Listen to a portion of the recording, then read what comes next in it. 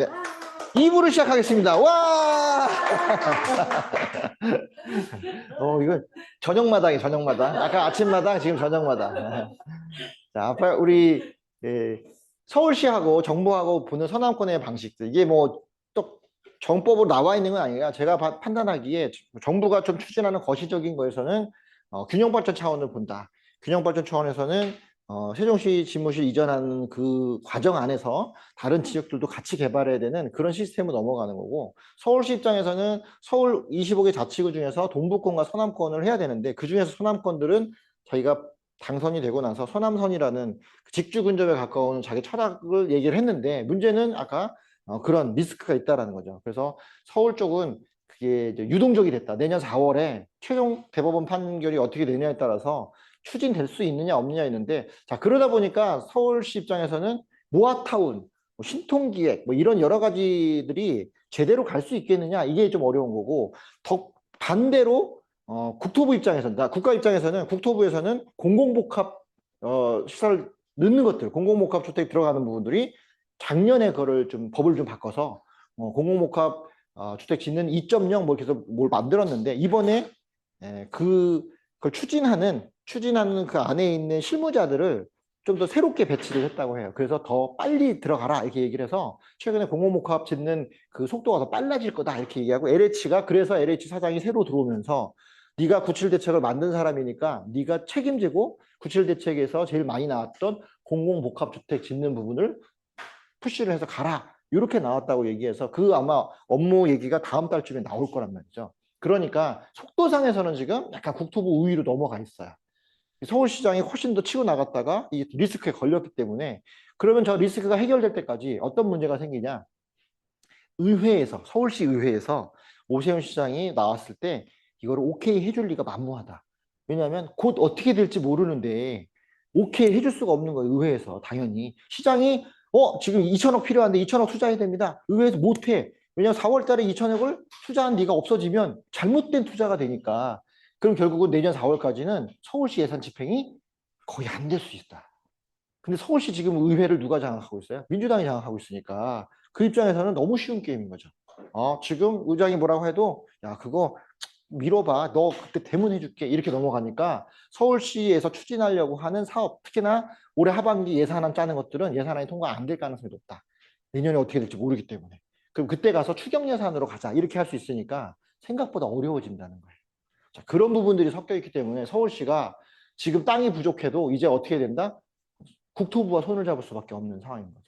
자기가 어떤 식으로 성과를 내려면 국토부 손을 잡아야 되기 때문에 LH하고 뭐 해야 되는데, 근데 문제는 국토부는 손잡을 생각이 전혀 없는 거야.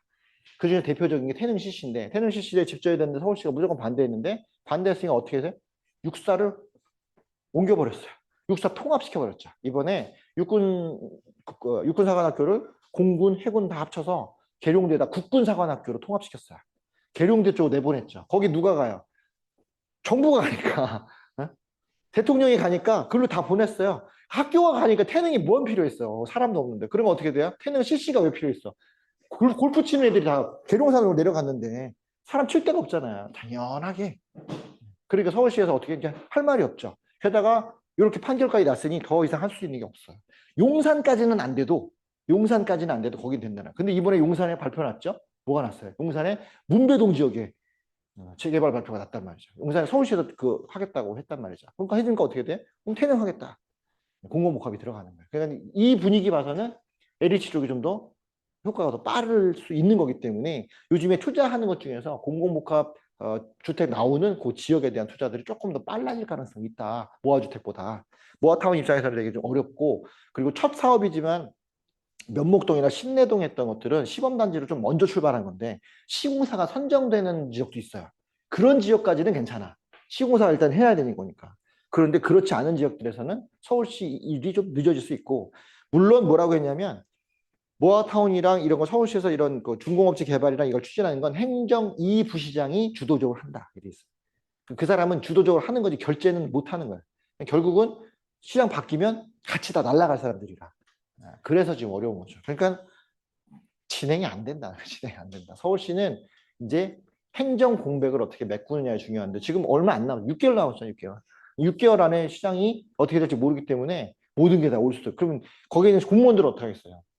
누가 봐도 딱 보면 알아. 1,000만 원을 무죄시키기에는 부담이 크고, 그리고 그거를 무죄시켜달라고 주변에서 원성이 들끓어야 되는데 조용하고, 그래서 다들 이제 셈법을 하고 있죠. 서울시장 내가 들어가야 돼. 이런 셈법을 하고 있으니까 오세훈은 힘들어요, 지금. 힘든 거죠. 자, 그런 서울시 안에서 여러 가지 일들이 좀 달라지겠지만 우리가 봐야 될 서남권은 거기만 있는 건 아니다. 기본적으로 서남권은 시작점이 영등포입니다.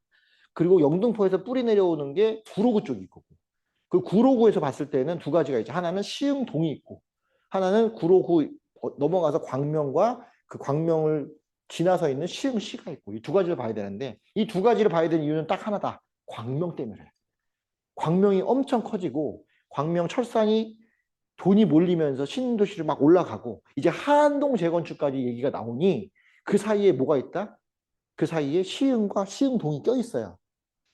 그 얘기는 이 광명이 갖고 있는 것 중에 유일하게 없는 게 새로 종축으로 된 철도하고, 그리고 위에 철산 말고 밑으로 내려간 철도가 없는데, 한동 재건축이 되려면 철도가 하나 나와줘야 돼요.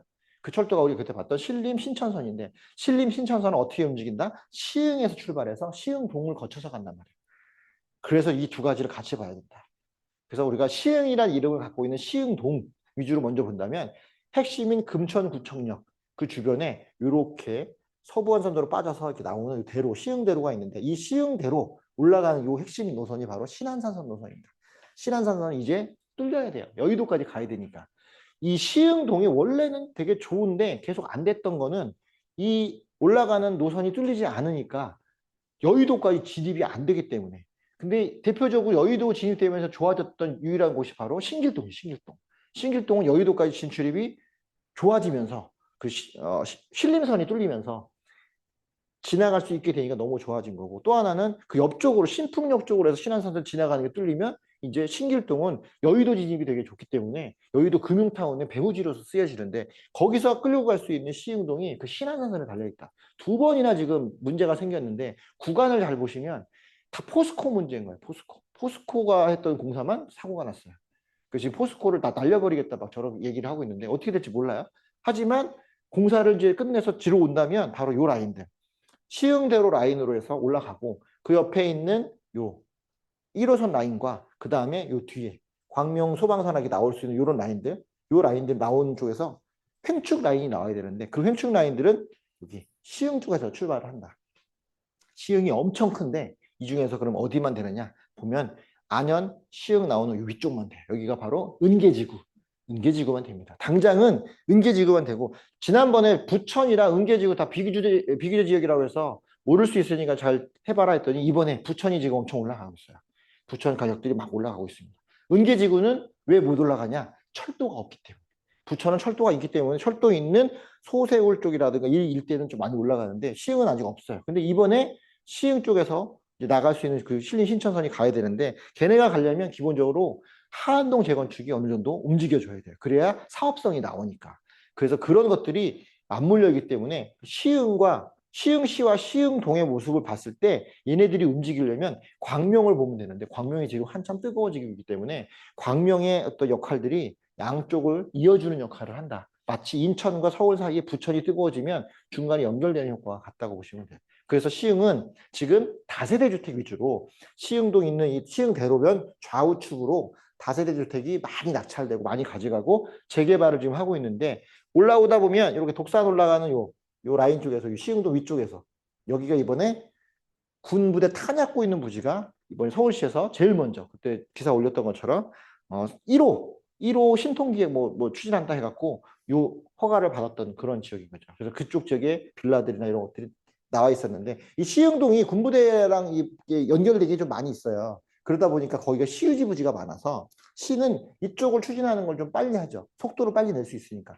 그런데 역시 사법 리스크 때문에 과연 가능하겠냐 이런 부분들이 있고, 그래서 시흥은 그런저런 문제 때문에 가격 상승이 확 올라가지 않아. 그런데 누가 봐도 좋은 땅이에요. 그런데 접근하려면 어떻게 된다? 아무리 그래도 결국은 철도 위주로 접근을 해야 되기 때문에 시흥대로 좌우측으로 시장을 올라가는 언덕 올라가기 전까지에 있는 다가구 다세대 주택이라든가 그런 정도까지는 괜찮고 여기 위에 보시면 독산 이동에서 이렇게 나오는 길이 있어요. 이게 독산동길이라는 건데 이 독산동길 이 초입은 되게 다가구가 많고 안쪽으로 들어와서 시흥동 내려간 이 중간 부분, 이 중간 부분은 다세대 주택들이 많이 있고 다가구도 많이 있습니다. 그런 지역들의 물건들이 되게 중요하다. 그게 왜 여기 이제 우시장이 있는 독산동 우시장이 있는 그 지역하고 밑에 소화동하고 연결돼서 횡축 라인들이 형성이 되기 때문에 그런 게 시흥까지 연결되는 하나의 선이 있고 시흥은 그 위쪽만 먼저 보시는 거죠. 밑에 쪽은 의미가 없고 밑에 쪽은 지금 이제 여기 오이도나 정왕동 이런 라인들을 봐야 되는데 거기까지는 너무 멀고 뭐 얘기로는 구글이 원하는 땅이 뭐 시흥 쪽이다 이렇게 얘기를 해요. 왜냐하면 염전이 시흥이 있던 그 염전 쪽들을 다 밀고 그 평평한 땅에다가 구글 뭘 하겠다 그래 그건 자기들이 이제 소문만 넣은 거고 안 될 것 같고 어쨌든 위쪽만 된다. 그래서 시흥 쪽에서는 신천 라인 이 제2경인 나는 그 위쪽에서 은계지구까지는 힘이 좀 있고 은계에서 광명 거쳐서 시흥동으로 오고 거기서 연결되는 신안산선 라인까지는 괜찮으니까 거기가 지금 정부가 이전하면서 서울시에서 추진할 수 있는 서남권 중에서는 가장 싼 지역인 거예요. 가장 싼 지역. 그리고 군부대 지역 많고 또 여기 마찬가지 금천구청 옆에 골드파크 다 군부대 지역들이고 그 밑에 있는 요 시흥 유통산업단지 나와 있는 요 라인들이 예전에 영등포랑 그다음에 그 지역에 철공소 있던 지역들이 일로 한번 다 이전해 왔던 거고 이분들이 이제 당진으로 다 이전 가서 이쪽 지역이 싹 다 바뀌는 지역들인데 이제 그렇게 좀 움직이는 거죠. 그래서 조금 일찍 개발이 됐다고 한다면 시흥 뉴타운으로서 많이 개발될 곳인데 이게 산지가 많고 사업비가 안 나오다 보니까 안 됐다가 최근에 다른 데 땅값이 많이 올랐는데 얘만 안 오르니까 여기서는 사업비가 나오는 셈인 거고 이 구릉지 개발하는 거에 대한 특혜가 좀 있다 보니까 이제 이쪽이 하게 되는 거고 특히나 여기는 공공복합이 좀 많이 들어가요 이번에. 그래서 아까처럼 탄약고처럼 서울시도 있지만 공공복합 위주로 들어가는 그런 지역들은 괜찮다. 그렇게 보시면 되고 시흥은 크지만 위쪽만 살펴본다. 여기는 다 도시화되어 있기 때문에 좋고 또 하나는 시흥에서 안산으로 내려가는 서해선이 이미 개통이 다 끝났기 때문에 생각보다 안산까지 빠르게 진출할 수 있어서 시흥 초반에 있는 신천동, 은행동 지역들은 되게 대야동, 대야동 그쪽 지역들은 도시화가 잘 돼 있어요. 거기가 이제 출발점이 된다. 그래서 서해서 내려오는 신천역을 중심으로 해서 횡축 라인이 이번에 하반기에 도시철도 계획이 반영이 되면 그때부터 이제 오르니까 그거를 잘 봐야 돼. 만약에 거기서 반영이 안 됐다. 그럼 얘는 패스. 5년 동안 반영이 안 될 거니까 패스인 거죠. 만약에 반영이 됐다. 그럼 얘 두 가지가 횡축이 새로 생기는 거라 그때부터는 이제 오르기 시작하는 거예요.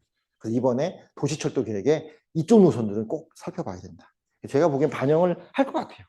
광명 쪽 국회의원도 그렇고 시흥도 그렇고 이쪽 라인들이 이정면 정부 라인들이 좀 많아서 반영을 해야 될 것 같습니다. 두 번째는 인덕원 동탄선이 인덕원부터 동탄까지 연결되는데 이번에 동탄의 규제 지역들은 우리가 방문했던 이동탄 쪽이 됐단 말이죠. 근데 동탄이 화성 하나로 묶여 있다가 2월 달에 분구가 되면서 효행구, 통탄구 막 이렇게 했는데 그중에서 병점구가 소외됐다가 분구되면서 커지는 거예요. 그 전까지 화성을 하나로 크게 봤다면 병점 지역은 수원 밑에서 되게 낙후된 지역이었는데 병점 위쪽으로 신도시가 하나 잡히고 그리고 동탄 지역에서 이동탄이 분구가 되면서 커지니까 상대적으로 어디가 약한 1동탄이 약해졌어요. 그래서 1동탄은 구도심이고 지금 보시면 동탄이 이렇게 꺾어지는 요 뒤쪽 라인이 1동탄 쪽인데 이쪽이 커지고 여기가 이제 연결되면서 흡수가 돼야 되는데 그 전에 서동탄 쪽이랑 병점 쪽이 새롭게 올라오기 때문에 서동탄, 병점, 태안지구, 여기 신도시지구 그리고 인도선이 원래는 일로 가야 되는데 안 가고 옆으로 돌아가게끔 설계되기 때문에 요 설계되어 있는 요 지역들 1동탄을 지나가는 요 지역들이 이제 핵심 지역이고 거기가 이제 삼성전자단지들이 많이 있으니까 그래서 처음에 주목받았던 건데 인도원 동탄선이 속도가 느리다가 이제 조금 더 빨리 반영되고 있어요. 그래서 병점역을 이제 좀 주목해 봐야 되는데 병점역이 생각보다 되게 좁습니다. 좁고 예전에는 병점이 그 충청도 쪽에 속해 있었던가 뭐 태안 쪽 속해 있었던가 막 이랬어요. 평택인가 뭐 이런 쪽에. 근데 수원 쪽으로 들어오면서 굉장히 낙후돼 있던 지역인데 이제 그 넓은 땅들을 막 뭐 이것저것 올리고 있어요. 그래서 병점에 제가 술 먹으러 가봤더니 앞쪽과 뒤쪽이 너무 달라. 예. 그래서 거기서 저녁에 길 잃어버리면 못 찾을 것 같은 거야. 너무 무서워. 뒷골목 가면 정말 무서운 데 많아요. 와, 이럴서 이게 도시가 되나? 그거에 신도시가 태안지구 땅 생기고 이렇게 나오는 거죠. 병점역에 사업비 2천 규모의 복합 환승센터 나오는데 이게 나오려면은 구가 분리돼야 돼요. 진짜 분리되니까 이제 사업성이 떨어진 거예요. 그 전까지는 화성 전체 입장에서는 얘를 키울 이유가 없었는데 분구가 되니까 구별로 독립적으로 쓸 수가 있는 거죠. 인구가 늘어났다는 얘기. 그랬을 때 병점구는 병점 중심으로 돌아가는 거예요. 그러면 훨씬 더 싼 거고 동탄의 큰 규제 지역의 이 돈들이 다 어디 가겠냐. 일단 병점으로 안 갑니다. 기본적으로 1동탄으로 가요. 1동탄과 연결이 어려웠다가 연결이 쉬워지면서 1동탄이 싸 보이거든요. 1동탄 쪽으로 가고 1동탄이 상업지구가 잘 돼 있어요. 2동탄은 상업지구가 안 돼 있어서 우리가 동네에 걸어갔던 11자 상권, 그다음에 호수공원 상권 이런 데 말고는 없어요. 그리고 중간에 그 동탄역 이렇게밖에 없어서 그때 우리가 삥 돌았지만 다 아파트 단지라 그 동네에서는 이런 얘기 있어요. 호텔도 없어요. 모텔도 없어. 그렇게 건전한 동네인 거야. 그런데 1동탄은 다 모텔, 다 상업지. 그래서 애들이 다 여기 가서 놀아. 가서 빠글빠글해요. 나중에 기회 되면 1동탄을 한번 임장해보는 것도 너무 좋아. 가면 거의 뭐, 웬만한 어디지? 수원 중심가 못지않게끔 다 모여 있어요, 여기. 그런데 그 앞쪽에 모여 있고 뒤쪽으로는 서동탄이랑 병점 나가는 것 쪽으로 아파트가 대단지가 포진돼 있고 그 중간에 뭐가 있냐면 중앙공원이 큰 공원이 하나 있어요. 그 공원 주변으로서 막 센트럴파크처럼 이렇게 해놔갖고 생각보다 좋아요. 그런데 교육이 이쪽에 있어요. 여긴 교육이 별로 없고. 그러다 보니까 이쪽이 개발됐다가 지금 이제 묶였는데 그 묶인 사람들이 동탄을 분구해 놓으니까 이 효행구 쪽으로 넘어와요. 여기가 동탄구, 효행구, 병점구 이렇게 돼 있으니까 효행구 쪽으로 넘어와. 이미 상업지역이 돼 있으니까 아파트가 싸 보이는 거죠. 그래서 지금 동탄 쪽에 있는 사람들이 동탄의 새로운 물건들이 역중심으로만 남아있는 미분양이 해소되면서 1동탄 쪽으로 넘어가려고 하는데 대부분 다 교육 때문에 망설인 분들이 아이들 다 크면 이쪽이 더 살기가 편해요. 그쪽으로 움직인다. 왜? 거기 가면 병점에서 올라가기도 편하고 하기 때문에. 근데 병점이 아까 잘 안 좋다 그랬잖아요. 병점이 커지면 이 횡축 라인이 너무 좋아지고 그게 인동선이 들어오면서 지금 이 점선으로 된 요 나오는 게 바로 트램이에요, 트램. 트램이 지금 만들어지고 있기 때문에 그 트램만 다 완성이 되면 동탄은 굉장히 유기적으로 돌아갈 수가 있는 거죠. 그랬을 때 1동탄은 지금 굉장히 싼 거예요. 1동탄 쪽을 우리가 오히려 지금 2동탄이 묶여서 막 비싸고 이럴 때 거기를 볼 게 아니라 1동탄 쪽을 보자. 왜? 2동탄 쪽에 반도체 단지랑 그게 모여있다고 하지만 실제 삼성의 핵심적인 삼성 전기라든가 뭐 이런 핵심 라인들은 다 이쪽에 몰려 있어요. 그래서 그쪽이 훨씬 더 탄탄하다. 그쪽을 우리가 이제 비효율적으로 볼 필요성이 있다. 그래서 나오는 동탄역에서 바로 나온 첫 번째 정거장 여기나 요 정도 두 가지 이렇게 나오는 그런 지역들이 되게 중요하다. 거기를 체크를 잘해서 우리가 들어가야 된다. 이런 부분들이 거고 세 번째는 물레역. 우리 이제 다음 주에 임장할 물레동 쪽 보는데 물레동 보는 이유는 서울 안에서 성수동에 버금갈 수 있는 구역인데 뭐가 안 됐냐? 성수동은 개별적으로 다 빠져나갔어요. 예를 들어서 개발하려고 했더니 뭉쳐있는 게 아니라 누구 나가고 누구 나가고 하니까 거기를 막 사서 별도로 개발을 했는데 여기는 단체로 나가야 돼요. 왜? 철공소 부지가 엄청 크게 공장 단지를 있었기 때문에 단체로 나가지 않으면 개발이 안 돼요. 그래서 물레역을 중심으로 해서 물레 근린 또 개발이 애매하게 안 됐던 여기는 이 물레 근린공원에 뭐가 있냐면 박정희 흉상이 있어요. 네, 거기가 여기가 무슨 뭐 기지 있고 뭐 이래서 박정희 흉상이 있고 막 이래서 여기를 손을 못 댔던 부분들이 있어요. 요 안에 가면 있습니다. 그런 것 때문에 물레동을 못 건드렸다가 그리고 요 밑에 오시면 지금 이렇게 물레 뭐 이렇게 나와 있는 여기 말고 실제는 요 밑에 여기가 물레 창작촌인 거예요. 영등포역에서 나와서 구로세무로 가는 요 라인들이 창작촌이고 그 옆에 나오는 여기는 창작촌에서 나오는 다른 그 세세한 어떤 그 세공하는 것들 그런 것들이 몰려 있는 거예요. 예를 들어서 종로에 금은방이 있으면 서술락길에 세공점이 있는 것처럼 그런 케이스로 되어 있는 거예요. 여기가 한꺼번에 움직여야 되는데 못 움직이니까 얘네를 바라보고 살던 이쪽이 여기서 수익이 안 나기 때문에 하나씩 나가면서 여기가 마치 영등포 구청역 뒷골목처럼 그렇게 전부 다 지저분하게 바뀌었는데 여기가 이제 먹자골목으로 바뀌기 시작한 거예요. 여기는 창작촌, 여기는 먹자골목. 그래서 물레역에 나오면 1번 출구 쪽 나오면 공원 끝나는 요 사거리 기준으로 요 라인이 우리가 나중에 가서 임장할 곳인데 여기가 성수동처럼 돼 있어요. 골목골목이. 또 성수동은 골목이 일자로 쭉쭉 뻗어 있잖아요. 여기는 언덕도 있고 내려가도 있고 해서 되게 재밌게 돼 있어요.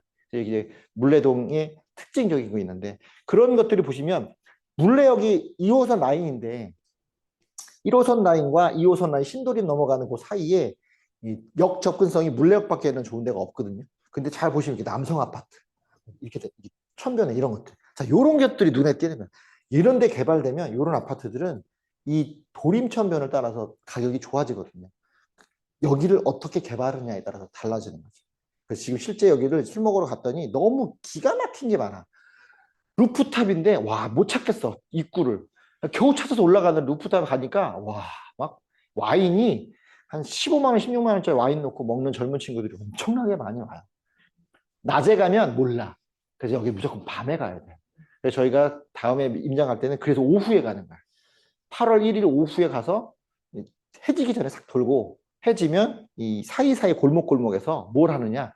이 사진을 찍어서 각자 인스타에다 올려서 한번 그리고 하는 너무 사진 잘 나오는 적들 이런 적들 가시면 너무 좋아요. 성수동과 비교해 보시면 너무 좋다. 성수동보다는 여기가 스토리가 있어. 성수동은 좀 약간 인공으로 만들어 놓은 것 같은 그런 뭐 도시라면 물레동은 이야기가 엮여서 만들어진 그런 곳인 것 같아요. 근데 그렇게 바뀌는데 이런 게 있다는 얘기는 이걸 주변으로 있는 물레 자이가 가격이 비싸져지는 이유가 생기는 거죠. 원래 자기 되게 뜬금없었는데 이런 게 활성화가 되면서 이 동네도 굉장히 좋아지고 또 그러니까 물레동 쪽에서만 좀 있었던 그 홍등가들 있어요. 홍등가들이 이 뒤쪽에 고로세무소 앞쪽에서 오는 이 라인들이 대한제분 있던 자리부터 시작해서 다 정리가 됐어요. 그리고 영등포가 이제 커지는 역할을 할 때 물레동이 약간 영등포의 중심에서 문화적인 부분이 생겨 있는 그런 쪽으로 바뀔 거란 말이죠. 그리고 여기 노란색이 이제 우리 경인로인데 경인로 앞에 철도 요 사이 길 이 사이가 다 철공소 부지들이 여기 있는 것들이 다 철공소 공장들인데 여기들이 이제 정비가 되기 시작합니다. 그리고 영등포서부터가 지하화될 수 있는 구역이기 때문에 이쪽이 싹 다 바뀔 그런 계획이 있는 거죠. 그러니 영등포 입장에서 보면 재건축은 방산 쪽을 보는 거고 그리고 양평동 라인은 조금만 보고 나머지 이쪽은 문화타운 형태로 바뀌기 때문에 성수동처럼 상업지구화 되는 게 넘고 그 사이사이 어떤 집들 물레사만 뭐 이런 것들 성수동 가시면 성수동 수제화 거리에 옆에 쌍용 아파트 하나 딱 있어. 무슨 아파트 하나. 걔가 3배 이상 올랐어, 3배. 좋아지니까. 그래서 저는 이런 데 가면 이런 뭐 상가들 사라고 얘기하는 이 상가들 사이사이에 있는 이런 한 동짜리 집을 고려해야 돼요. 이런 한 동짜리 집이나 근처에 있는 물레 자이 근처에 있는 오피스텔 하나, 뭐 이런 거, 벽산 메가트리움 이런 거, 어울림 금호 이런 거, 뭐 이런 거, 한신 아파트 이런 거 딱 보면 별거 아닌데 이러이러한 것들이 여기가 커지면 가격이 엄청 비싸져요. 그리고 재건축할 때 무조건 여기는 다 수직이, 다 중공업적이라 다 수직으로 올릴 거니까 400% 이상 나오기 때문에 재건축은 너무 좋은 거지. 영등포 땅을 살려면 여기밖에 살 데가 없어요. 나머지 너무 많이 올랐어. 그래서 물레동 쪽을 노려서 한 동짜리. 왜 한 동짜리냐? 공업적이기 때문에 대단히 땅을 못 지었었거든. 집을 지을 수가 없으니까. 그런 사이사이에 한 동짜리 지었던 주상복합 형태 집들은 지금 이제 시즌이 온 거죠.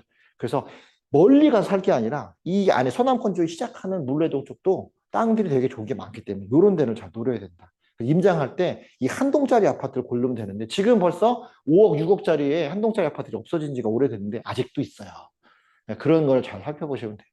그래서 경매도 잘 안 나와 이런 지역들은. 갖고 있거나 아니 파산돼서 나오는 게 많지 실제 경매로만 이렇게 나오진 않더라고요. 그래서 그런 데를 돌아다니면서 그 아파트들만 찍는 블로거들이 있습니다. 한 동짜리 서울에 있는 한 동짜리인데 외롭지 않은 한 동짜리인 거야. 거기에는 주로 한 1인 2인 가구들 젊은 친구 사는데 걔네들 입장에서 슬리퍼 신고 나와서 야간에 여기 즐기니까 일반적인 우리가 알고 있는 그런 집 구조가 아닌 거죠. 그냥 개인 오피스텔처럼 아파트를 쓰는 소형 아파트들이 되게 많이 있어요. 그런 것들이 지금 돈이 되는 거죠. 땅 지분이 일단 커요. 그 성수동보다 커. 성수동은 보통 3평, 4평인데 여기는 5, 6평이 넘어가니까 그래도 괜찮아요. 물레역이 좀 더 힘을 발휘합니다. 자, 서남권 중공업지 개발 한다고 했을 때 강점은 뭐냐? 이쪽에다 많이 넣겠다는 거였어요. 그래서 대개조 개발 이후에 막 얼마나 넣겠다. 그 일대를 다 높이 올려서 넣겠다. 양남사거리 재개발, 청과시장 재개발, 그다음에 그 당산 쪽에는 한신아파트 재건축, 뭐 등기소 제고 다 얘기하는데 결국은 어떻게 돼요? 내년 4월이 문제다. 강점은 있고 많이 그러니까 그럼에도 불구하고 서남권에다 이걸 넣겠다는 얘기는 그만큼 그 땅이 올리기 좋은 땅이다. 그러니 공급을 만약에 한다고 하면 거기는 1순위가 되는 거예요. 1순위. 이거는 시장이 바뀌어도 그래요.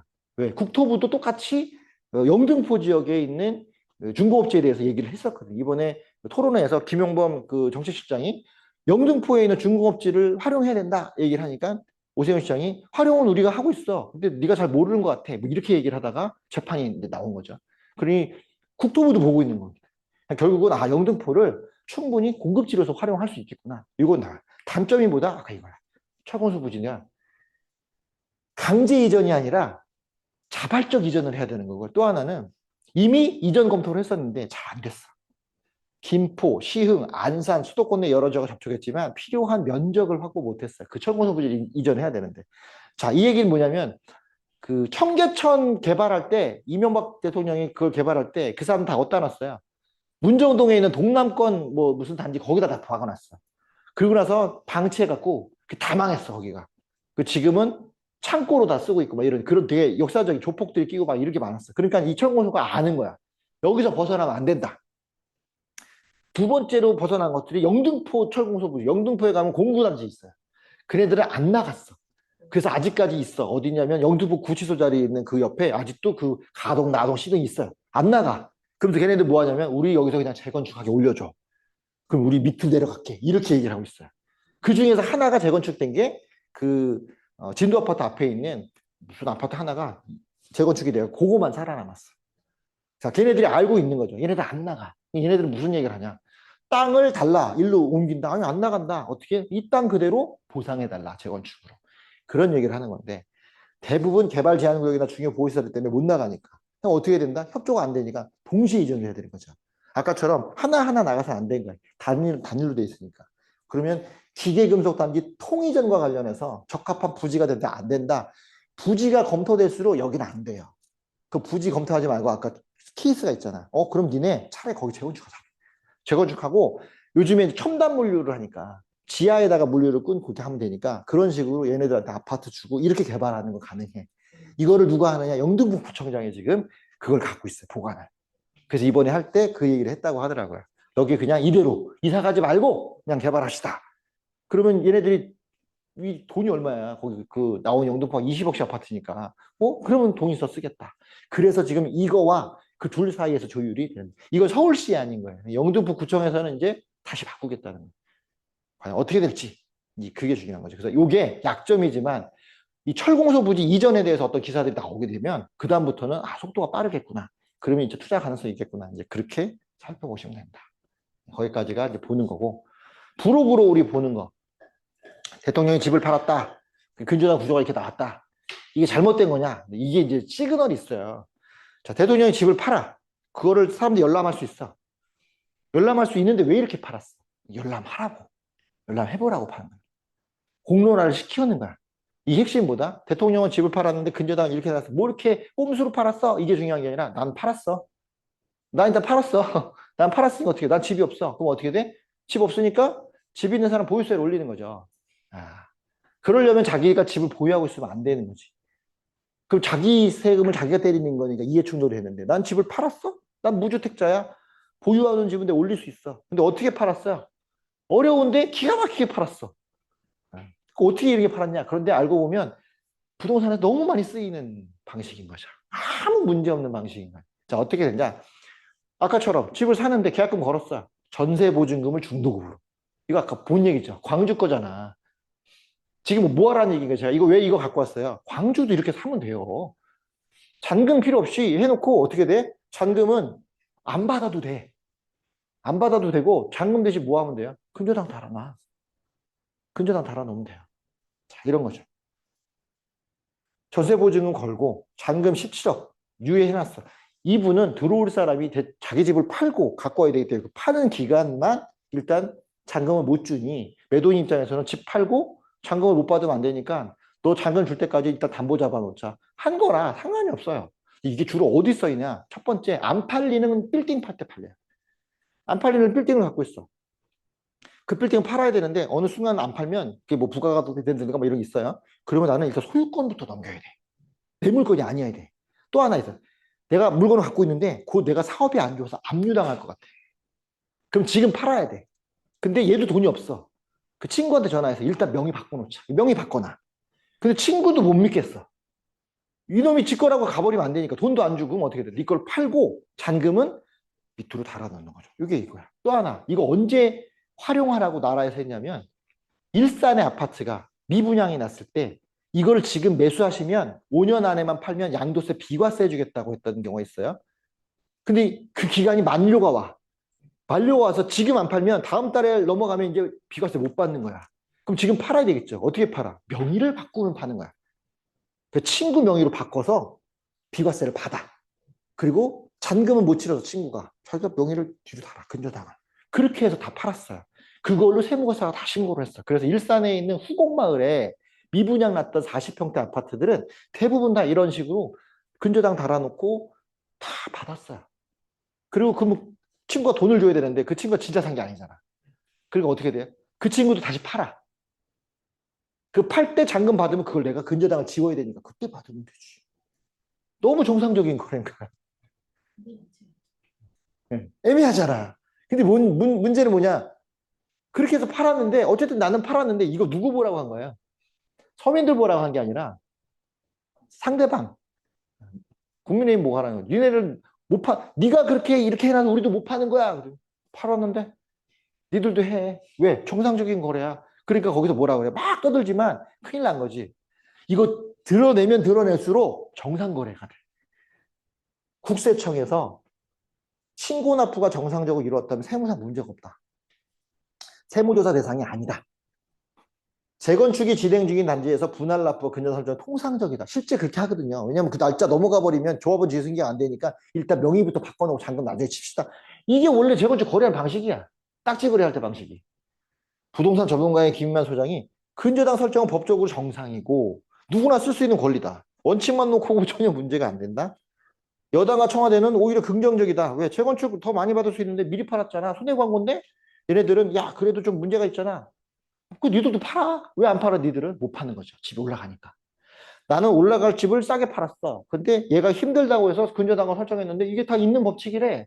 그 나는 손해보고 팔았어. 너도 팔아. 장동혁은 못 판다. 뭐 이런 얘기인 거야. 이런 게 걸려 있는 거예요. 그러니까 이거를 드러내면 드러낼수록 누가 불리해요? 상대방이 불리해. 그러니까 대놓고 일부러 하는 거죠. 좋아. 자꾸 해봐라. 자꾸 하면 누가 불리하나? 나는 팔았으니까 상관없어. 돈이 들어올 거니까. 그럼 난 무주택이니까 보유세 매기고 나는 청와대 내려가면 돼. 아주 깔끔하죠. 이런 부분이 생겨 있어서 한번 막 떠들다가 지금 조용한 거예요. 하면 할수록 조용히 해. 우리도 팔아야 되잖아. 뭐 이런 문제 생기죠. 그런 게 하나 있는 게 꼼수인가 기술인가 적절한 정치적 행동이에요. 정치적 행동. 두 번째, 쿠팡 물류센터가 화재가 막 났어.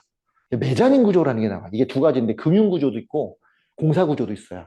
금융 구조도 뭐냐면 후순위 근저당을 매장이라고 해요. 후순위. 1순위 달고 2순위 근저당을 다는 걸 매장인 구조라고 해요. 근저당을 복층으로 달았다. 매장인 구조로 하고 물류센터에서는 통으로 된 물류센터가 층고가 높으니까 높은 층고를 활용하기 위해서 H빔으로 우리 짜놓는 거야.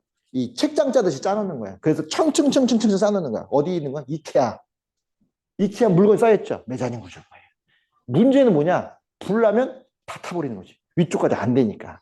그런데 여기서 핵심이 뭐냐면 전문가들이 쿠팡 화재를 매장인 구조라는 거를 금지하는 방식보다 지금 이 센터에 이렇게 되어 있는 게 정확한 파악이 안 된다. 그럼 만약에 파악이 되면 어떻게 해요? 파악이 되면 화재가 날 걸 대비해서 뭔가를 넣겠죠. 자, 물류센터 구조나 이런 거에 뭐가 들어가요? 여기서 밑에가 나오죠. 스프링클러, 방화 설비, 연기 배출 시스템, 물류의 특성에 맞는 안전 기준을 해야 된다. 근데 여기만 나오냐? 안 그래요. 복층 구조가 어디 있어요? 원룸에도 있어, 원룸에도. 그래서 전체적으로 지금 뭐가 나온다? 스프링클러. 그리고 방화 설비, 이런 것들을 갖추지 않으면 안 되는 그런 상황을 간다. 이게 뭘 올리는 거예요? 집값을 올리는 요소죠. 이거 들면 집값이 다 올라가요. 분양가가 내려오지 않는 요소야. 그러니까 결국은 물류센터에 터졌어. 이거를 전방위적으로 확대한다라는 기사가 나오는 순간부터 공사비는 떨어지지 않아. 이게 더 비싸거든, 공사비가. 이런 구조이기 때문에 물류센터 화재 하나가 줄 수 있는 영향은 시장 전반적으로 가격을 낮출 수 없는 구조로 더 간다는 거예요. 결국은 계속적으로 구조를 더 탄탄하게 간다는 얘기는 비용이 많이 들어간다는 거죠. 그래서 법정 기준 이상의 스프링클러, 방화 셔터 등 뭐 이런 거 해야 된다. 매장인 구조를 뭐 일률적으로 제한할 경우에 물류 효율이 크게 떨어진다. 왜? 그 통으로 다 써야 되는데 그럼 앞으로 낮은 층으로 할 거예요? 안 되잖아. 그래서 이 매장인 구조를 해결할 수 있는 유일한 방법, 그게 아까 모듈러 공법이에요. 모듈러 공법이 이제 활성화가 되겠죠. 물류창고라든가 뭐 통으로 짓지 않고 하나씩 적체로 쌓아서 만약 화재가 나면 위에 것만 드러내면 되지. 위에 것만 드러내면 돼. 이런 식인 거예요. 구조로.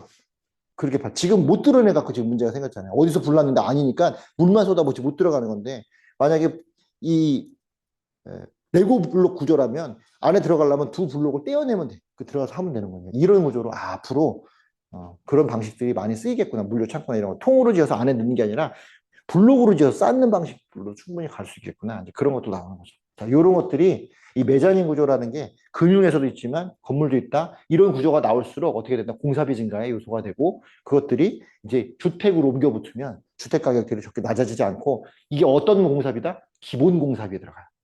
그럼 기본 공사비가 올라가. LH에서 나오는 기본 공사비가 올라가기 때문에 기본적으로 가격이 낮아지지 않는다는 거예요. 그러니 집값이 떨어질 염려는 거의 없더라.